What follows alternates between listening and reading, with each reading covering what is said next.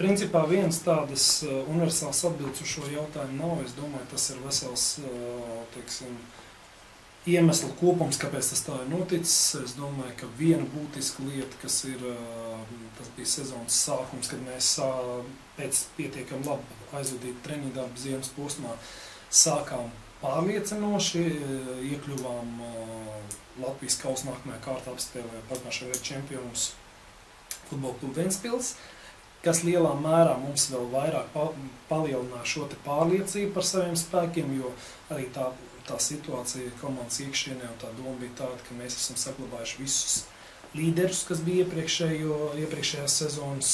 Labi, varbūt īpaši daudz spēlētāji mums nebija nākuši klāt, bet tas kodols bija pietiekami stabils un tā pārliecība par saviem spēkiem bija, bet pēc tam aizvadot vairākas teiksim, pietiekami labas spēles gan pret Daugavpilu mājās, gan pret Liepāju, mums neizdevās gūt uzvaru un pēc tam spēlē ar Rīgas Daugavu atspēlējoties no sev nelabvēlīga rezultāta un izvirzoties vadībā 3-2.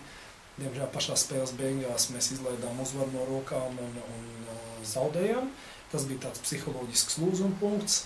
Un es domāju, ka būtiski šeit arī bija tas, ka, teiksim, ieejot sezonā ar pārliecību, mums tomēr kaut kur vēl pietrūka pieredzes, jo šī ir mums tikai 3. sezona virslīgā, un arī man kā trenerim tā ir 3. sezona virslīgā, un kaut kur paši neizjūtām to momentu, kad šī pārliecība sāk robežoties ar kaut kādu mazliet pašpārliecinātību, un mums par to pretinieki sodīja, un pēc tam bija vajadzīgs pietiekami ilgs laiks, lai iziet no šīs te bedres, plus arī būtiski šis te jautājums par motivāciju, jo, teiksim tā, šobrīd atskatoties uz to un analizējot, kāda bija situācija, var teikt, ka, ja no tādas motivācijas viedokļa, kad mūsu līderi ziemā mēģināja iekļūt citu komandu sastāvos, un viņiem tas neizdevās, diemžēl arī, teiksim, daļēji parādījās arī mūsu spēlēs un teiksim,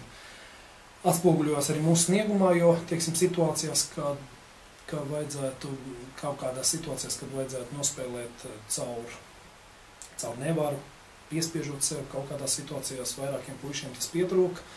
Un līdz ar to šīs te apstākļu kopums plus arī tas, ka tīri spēles ziņā sezonas sākumā mēs mēģinājām vairāk spēlēt tādu pirmā numuru futbolu ar pietiekami lielu bumbas kontroli.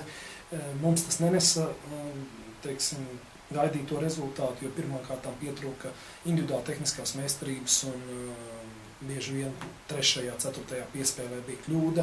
Tam sekoja ātrs pretinieku pretuzbrukums un mūsu aizsardzības līnija spēlēja pietiekami augstu. Bieži vien mēs iekritām, plus vairākiem mūsu spēlētājiem teiksim, nebija tās veiksmīgākās, neiekrita šīs te veiksmīgākās spēles, un gan vārdsargam, gan kaut kur aizsardzības līnijā, un tas viss kompleksā noved pie tā, ka mēs zaudējam pietiekami daudz priekš mums būtisku spēļu ar līdzvērtīgiem pretiniekiem.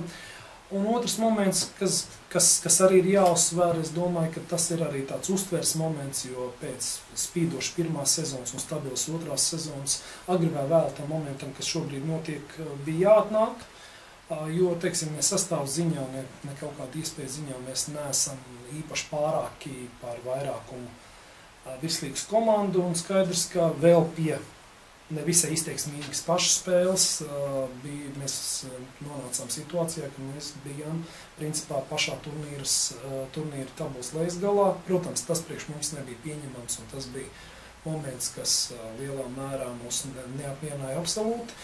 Līdz ar to arī bija situācija, pie kuras mēs mēģinājām meklēt risinājumus, jo viena lieta, ka mēs esam kaut kur stabili vidusdaļā un esam vienu vietu virs 6. vietas, vienu vietu zem 6. vietas, tas aptuveni ir šobrīd arī mūsu komandas līmenis. Un pavisam cita lieta ir tas, ja mēs esam pašā turnīra tabulas lejasgalā pēdējā vietā vai pirmspēdējā, protams, tas mūs neapmierināja, un arī šobrīd ir ļoti nopietni jāstrādā, lai mēs sezonu noslēgtu tabulas vidusdaļā, jo uz doto brīdi komandas spēki ir tik izlīdzinājušies, ka katra spēle viņa ir kā izšķirošā un gan tabulas augšdaļas komandas nevar justies pārliecināts par savu uzvaru nevienā spēlē, kur nu vēl mēs kā tabulas, teiksim, tādu vidusdaļas komandu.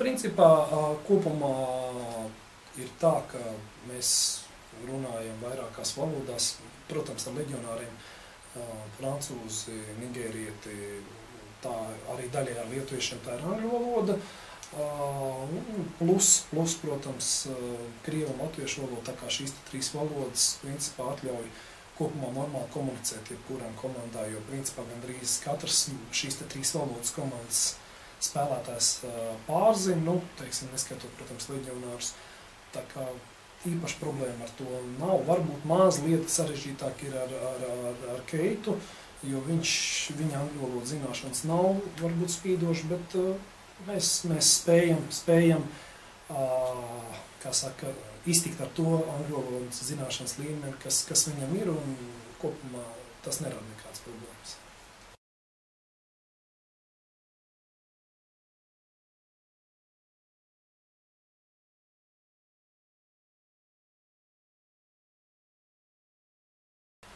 Nu, es domāju, ka tur ir jautājums, ja mēs runājam par taktiskām schēmām, būtiskākais, kas mums ir jāsaprot Latvijā, ir tas, ka Latvijas nacionālā izlase diez vai ļoti bieži spēlēs būs komanda, kas noteiks spēles stilu vai spēles raksturu. Visbiežāk mums būs jāpielāgojas pretiniekam un jāizvēlās tas taktiskais risinājums, kas konkrētajā spēlē mums ir vispieņemamākais, lai mēs varētu cīnīties par uzvaru. Un šajā gadījumā es domāju, ka gan jau mūsu izlases treneris atradīs pareizos risinājumus katrai konkrētai spēlē, jo es domāju, ka nav viena universāla schēma, pēc kuras spēlējot mēs varam nodrošināt sev kvalificēšanos pasaules kausa fināla turnīram.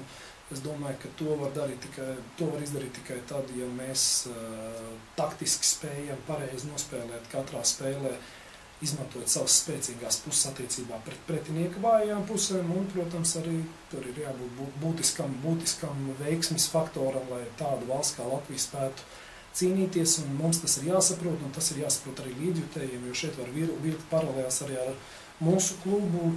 Mēs pirmajā sezonā parādījām ļoti labu sniegumu, un pēc tam, teiksim, šīs sezonas mūsu sniegums, protams, ka nevar iepriecināt, protams, kad nav attaisnojumi, ja mūsu spēle ir bez rakstura, ja mūsu spēle ir bez emocijām, bez maksimālas pašatdevas, bet tā pašā laikā, ja mūsu spēle ir ar maksimālu pašatdevu un ar maksimālu vēlēšanos, bet kaut kādos momentos pietrūkst elementāras meistarības, tad es domāju, ka jebkurš futbolists ir pelnījis atbalstu, ja viņš, teiksim, parāda visus, ko viņš dotajā brīdī spējīgs. Tas pats ir arī ar nacionālo izlasi. Es domāju, ka mums jāiemācās lepoties ar katru uzvaru, ar katriem gūtiem vārtiem. Mēs esam maza valsts, un mums ir jābūt daudz pozitīvākiem. Tas pats attiecās arī uz mūsu startiem. Mums ir jācenšas rādīt maksimāli labāko sniegumu, bet mēs arī, protams, ceram, ka līdzjutēji mūs vērtēs stingri, bet taisnīgi, un ja nu viņi redzēs, ka mēs esam izdarījuši visu no mums atkarīgi un vienkārši pretinieku komandas meistarības līmenis ir bijis augstāks, tad viņi būs pozitīvi pret mums un atbalstīs mūs, jo šobrīd, neskatoties uz to, ka mums šī sezona iet kā pa viļņiem, ir labas spēles un ir neizteiksmīgas spēles, līdzjutēji atbalsts jūtās, un neskatoties uz to, ka brīžiem mēs esam pakļauts stingrai kritikai, gan es kā treneris, gan komandas spēlētāji. Protams, mēs saprotam, ka daudzkārt viņi ir pamatot un tur nav šaubu, bet citreiz varbūt tieši kāds labs atbalsta vārds un kā saka, tāds draudzīgs uzsitiens pa plecu palīdz daudz vairāk nekā, teiksim, tāda ļoti iznīcinoša kritika. Bet tas ir normāli, mēs esam sportisti, mums ir jābūt gataviem tam, ja mēs esam šajā profesijā, ka mūs kritizē, ka mums ir neapmierināti, jo tu uzvari, tu esi varonis, nākamajā dienā tu zaudē un, principā, viss tev lamā. Tāda ir sportista dzīve, tāda ir treneru dzīve, līdz ar to tā ir mūsu profesijas sastāvdaļa.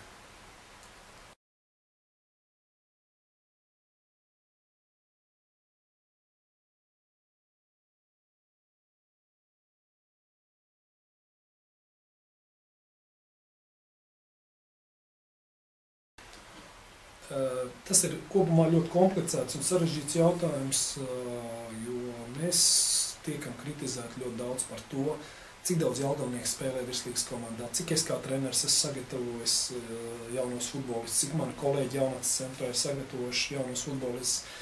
Bet jāsaprot ir viens, ka jaunu futbolistu sagatavošana, tas ir ļoti komplicēts pasākums, ilgtermiņa pasākums, un bez šaubām ir arī jāpaskatās uz realitāti, kāds bija Jelgavas futbols 15-20 gadu atpakaļ. Jo pēc RAF meistaru komandas aiziešanas uz Rīgu bija posms, kad Jelgavā vispār nebija futbola, nebija pat komanda 2. līgā, ik pa brīdim pazīstamīja 1. līgā komanda, kas arī vairāk vai mazāk bija labākā gadījumā turnīra tabulas vidusdaļā, bet visbiežāk lejasgalā. Un arī jaunatnes futbolā nebija tā, ka mums būtu spīdoši rezultāti, un tas lielā mērā bija saistīts ar to, ka vecā teiksim, treneru paudze, kas strādāja Jelgavā pakāpeniski, aizgāja prom. Es kā jaunais treneris, kas sāka strādāt, protams, man pietrūka gan pieredze, gan zināšanas daudzās lietās un mācījos es pats uz savām kļūdām. Tā pašā laikā mums bija vairāk pietiekami labi vecumi, kuri varēja izveidoties par pietiekami interesantiem futbolistiem, šo komandu spēlētāju, bet iejaucās gan tas, ka pirmkārt Jelgavā nebija sistēma, nebija struktūra, kur tālāk turpināt spēlēt, un visbiežāk 18 gadu vecumā beidzoties jaunatnes futbolam, puiši vienkārši pārtrauc spēlēt futbolu, aizgāja mācīties, un nebija nekādas iespējas viņiem turpināt šo futbolu attīstības ceļu. Tāds kā piemērs ir 85. gadā dzimušie puiši, kur principā tādā brīdī, kad viņi bija pat Latvijas jaunās čempioni, un viņiem vajadzēja izvēlēties savu turpmāko futbola ceļu, ļoti daudz neizvēlējās futbolu, jo viņiem bija jāiet mācīties, jāpelna naudu, jo Jelgavā nebija absolūti nekāda apstākļa, lai attīstītos kā futbolisti. Bet tā pašā laikā var pateikt, es domāju, ka mēs kopā ar maniem kolēģiem, kas šobrīd strādā jaunatnes futbola centrā, kas iepriekš arī jau strādāja, esam panākuši ļoti daudz, jo uz doto brīdi mēs esam no nekā praktiski no nulles izveidojuši futbola struktūru, kur ir jaunatnes centrs ar gandrīz 300 audzēkņiem, kurā strādā 10 treneri, pie tam 8 līdz 10 treneri tur katrā konkrētajā posmē dažādi. Pie tam lielais vairums no šiem treneriem ir izauguši mūsu pašu Jelgavas sistēmā, gan Kārlis Kinderēžs, gan Edgars Klenausks, Aldis Trukšāns, Jānis Čaplīnskis, Valērijas Reķko, un tas ir pietiekami nopietnas devums, ja mēs runājam par kopumā, par to, kad Jelgavas futbolisti vairāk būs sastāvā. Es domāju, ka mums ir jāsaprot, ka, lai tas tā notiek, mums ir jāiegūda daudz darba un daudz līdzekļu jaunatnes futbolā, jo uz doto brīdi tas nav pietiekami, tas absolūti nav pietiekami. Ne no pašvaldības puses, ne no kādas citas puses, principā jaunatnes futbols šobrīd nopietni netiek finansēts. Tiek finansēts no bērnu vecāku iemaksām, un skaidrs, ka šobrīd tas vēl ir papildus atbalsts nāk arī no mūsu atbalstītājiem no IGATS, kas aktīvi atbalsta jaunatnes futbolu, bet kopumā var teikt, lai mēs izveidotu nopietnu sistēmu, kur gatavot spēlētājus, ir vajadzīgs laiks, jo principā arī mūsu dublieru komandas sniegums parāda vienu, mēs nevaram pārlikt 3 pakāpienus uz augšu, jo mūsu iekļūšana virslīgā, tas bija liels lēciens priekš mums jau, un skaidrs, kad uz to tika apkopot visi spēki, un skaidrs, ka kaut kādas citas lietas neizdevās laicīgi pievilkt klāt tam vajadzīgajiem atbilstošiem līmenim. Šobrīd, es domāju, darbs rit pareizajā virzienā, un tas, kad jau šobrīd mums, teiksim, dublieru komandā ir daudz spēlētāji, 95. gadā dzimušie puiši, kuri varētu būt nākošie, kas varētu papildināt virslīgas rindas. Es redzu 2-3 potenciālos kandidātus uzvārdus, gan es nenosaukšu, lai puišiem, teiksim, kaut kādā mirklī nesagrieztos galvu un viņi turpinātu strādāt pareizā virzienā, bet jaunie puiši ir, kas var pretendēt uz virslīgas komandas. Skaidrs, ka tas ceļš nav vienkārši, un skaidrs ir viens, ka nevienam vienkārši tāpat mēs vietu sastāvā nevaram garantēt. Mums ir vajadzīgi spēlētāji, kuri ir gatavi konkurēt, bet, protams, tā pašā laikā mēs esam gatavi pacietīgi gaidīt, dot vairākas iespējas šiem cilvēkiem, jo viņi ir savā dzimtajā klubā, un noteikti šeit ir izdarīt tam visam, lai viņi justos maksimāli komfortabli sevis attīstīt.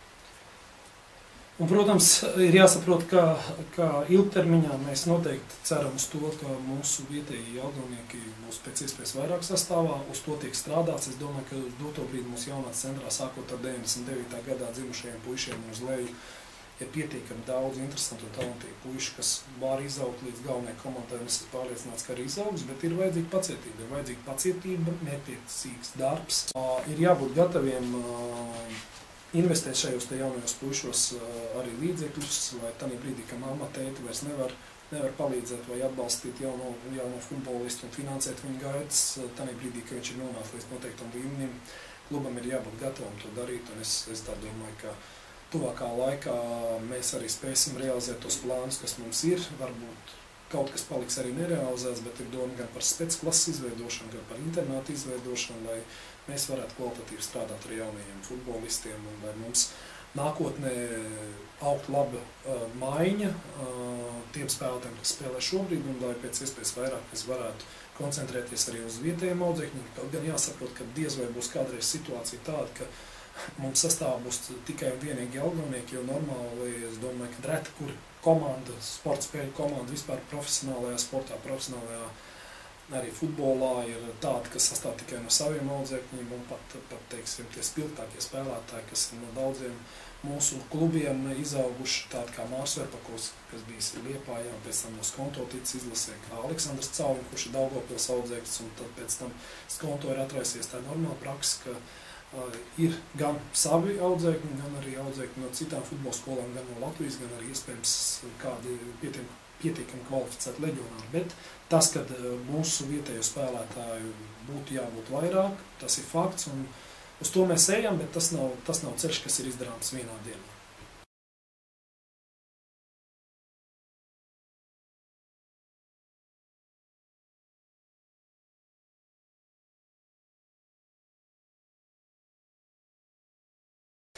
Tas ir jautājums par attīstību, par jautājums, ja mēs runājam par to, kurš ir sagatavojis vai kurš nav sagatavojis spēlētājs, tad te ir jāskatās, kas ir vērtējums.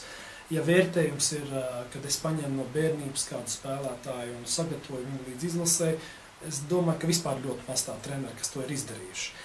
Ja vērtējam to, cik vispār kopumā Latvijā ir uz doto brīdi treneri, kas ir sagatavojuši pietiekami daudz spēlētājus izlasē, droši vien, kad mēs varam atrast tādu sarakstu no apmēram 10-15 treneriem, kas to regulāri dara, tad ir pat ne pretjautājums. Piemēram, Starkovs ir sagatavojis kādu spēlētāju izlasē, ka viņš strādājas Skonto. Es domāju, ka ir daudz, bet vienkārši viņš viņus nav gatavojis no bērnības. Ja? Es negribētu piekrist tādam jautājumu uzstādījumam, piemēram, Ladislavs Kozlovs, kas pie mums atnāca no pirmās līgas kluba, un pie mums izauga par spēlētāju, kurš tika izsaukts uz nacionālo izlasi. Tas ir sagatavots spēlētājs nacionālajā izlasē vai nav. Artis Lazdiņš, kas atnāca pie mums no Ventspils nekā izlases spēlētājs un izauga par izlases vienu brīdi par pamatsastāvu spēlētāju. Tas ir sagatavots spēlētājs izlasē vai ne. Protams, ka man kā trenerim ir galvenais uzdevums šiem te spēlētājiem palīdzēt sev attīstīt un augt līdz šim te nacionālās izlases līmenim, kas ir augstākais punkts. Tie cilvēki, kas uzdod šādu jautājumu, pirmkārt viņš nav īsti korekts, jo kaut vai tie paši rādītāji, kas FK Jelgavai pagājušajā gadā, mums bija 4 spēlētāji U21 izlasē un 2 spēlētāji nacionālajā izlasē. Un principā pēc šiem te rādītājiem mēs atpalikām varbūt no vadošajiem klubiem, no tādiem kā Skonto viennozīmīgi, Ventspils un iespējams Liepāja, bet bijām priekšā, pat Daugavpilī mēs bijām priekšā, tā kā tas jautājums ir par to, vai ir sagatavot vai nav sagatavot. Es domāju, ka ir sagatavot. Cita lieta, ka skaidrs, ka es kā treneris, sākot savu darba cēlienu, agrā jaunībā savā, kad man bija 16 gadi, 15, 16 skolā vēl darbojoties, mācoties pēc tam paralēli attīstoties un 20 gadu vecumā, skaidrs, ka tā zināšanas, kas varbūt ir šobrīd, viens līdz galam nebija tad, lai varbūt jau tad sagatavot kāds spēlētājs, un to var gribēt, bet tajā pašā laikā es domāju, ka ja mēs runājam tā pavisam konkrēti par šo tēmu, tad Mans uzdevums uz doto brīdi ir strādāt ar spēlētājiem, kas ir gatavi, kas atnāk uz virslīgas komandu un strādāt pie tā, lai attīstītu viņa labākās īpašības un lai viņš turpinātu attīstīties un turpinātu savu profesionālo izaugsmu. Es domāju, ka šis darbs tiek darīts ne tikai manā teiksim, personā, bet arī manu kolēģu, manu asistentu personā. Bez šaubām, ka jebkuru darbu var izdarīt labāk, un mēs uz to tiecamies, bet kopumā es domāju, ka tie rezultāti, kas ir mums šobrīd sagatavojot spēlētājus, viņi ir pietiekami labi. Vēlreiz teikšu, citu lietu, ja mēs atgriežamies pie tā, kad ja kāds gaida, kad es vai kā cits treneris no 6 gadu vecuma paņems un sagatavos spēlētāju līdz nacionālajai izlasē, es domāju, ka tā treneri praktiski vispār nav. Tātad katram ir savs darba posms, ir treneri, kas labi strādā ar maziem bērniem, ir kas ar pusauģiem, ir kas ar pieaugušiem, un ja katrs no šiem treneriem savu darbu izdarīs kvalificēti, tad tikai būs arī gala rezultāts. Tas arī ir jāsaprot un nevajag dzīvot utopijās. Es saprotu, ka ir kaut kāda sabiedrības daļa arī Jelgavā, kas varbūt ar zināmu skaudību skatās uz to darbu, kas šeit tika paveikts, un varbūt bija arī tādi cilvēki, kas gaidīja, kad tad būs tas moments, kad klubam sāks neveikties, un kad mēs varēsim izvēlēt to, kas mums ir uz sirds, to kritiku, kas mums ir sirds. Es aicinu šos cilvēkus pavisam vienkārši. Nāciet, strādājiet, pierādiet, ka jūs to varat izdarīt labāk, ja jūs esat profesionāli šajā jomā. Ja jūs neesat profesionāli šajā jomā, dariet futbolu labā visu, ko jūs variet, un tikai saviem darbiem pierādiet, ka jūs varat izdarīt vairāk, mēs būsim tikai priecīgi par to. Bez šaubām, kad ir daudz darāmā un ir daudz lietas, ko varētu izdarīt labāk, un mēs uz to arī tieksimies, bet es domāju, ka ir ļoti daudz izdarīts jau šobrīd, gan sportiskajā ziņā, gan futbola popularizēšanas ziņā, un šobrīd, ja paskatās, ka mums futbola skolā ir ļoti liels skaits bērnu, ka mums tribīnēs ir pilns ar skatītājiem. Un skaidrs, ka mēs gribam stabilāku sniegumu no mums pašiem komandas iekšienē, un mēs par to ļoti nopietni pārdzīvojam, bet ir jāsaprot, ka tādai vidusmēra komandai kā mums būs veiksmīgas sezonas, būs neveiksmīgas sezonas, un ir jābūt gataviem atbalstīt savu komandu, lepoties par savu komandu, un nevis būt blakus tikai tad, kad mēs varam pacelt virs galvas kausu, vai kad mēs varam paslavēt komandu pēc veiksmīgām spēlēm, bet būt blakus arī tad, kad kaut kas neveicās, un dot to savu artavu, dot to savu atbalstu. Tas ir vienīgais ceļš iet kopā un būvēt to mūsu futbola māju Jelgavā visiem kopā.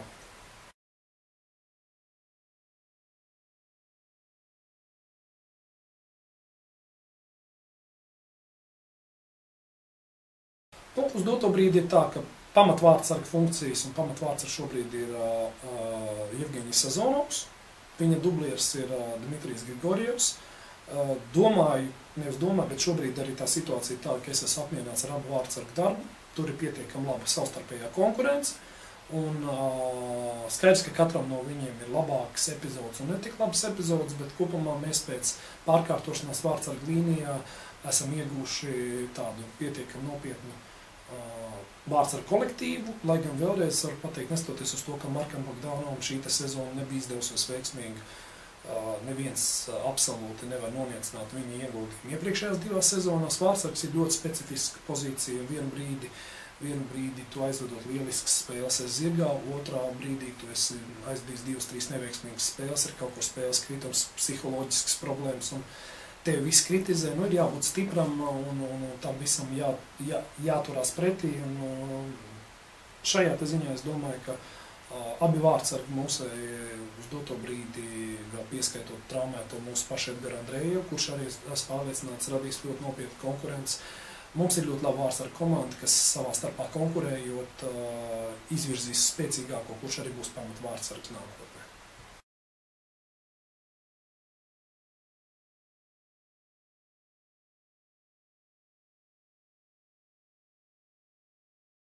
Te ir tāds komplekss jautājums. Mēs šobrīd vairāk runājam par futbola klubu Jelgava, un viņa paspārnē ir virslīgas un pirmās līgas komandas. Ja šajās komandās traumas tiek dabūtas, tad tiek gūtas šo komandu sastāvā, tad šie spēlētāji ir apdrošināti, un apdrošināšana šos medicīnas izdevumus sedz. Ja viņus nesēs, tad klubs kompensē atlikušo daļu. Ja runājam par jaunatnes futbolu, tad principā uz doto brīdi tādas iespējas kompensēt katram jaunietim šīs medicīniskās problēmas nav. Mēs esam gatavi sniegt pirmo medicīnisko palīdzību, bet tur ir jādomā par to, ka pašiem vecākiem ir jāapdrošina bērni un jārisina šos jautājumus individuāli, jo šobrīd tā mūsu rocība nav tik plaša, lai to varētu atrisināt.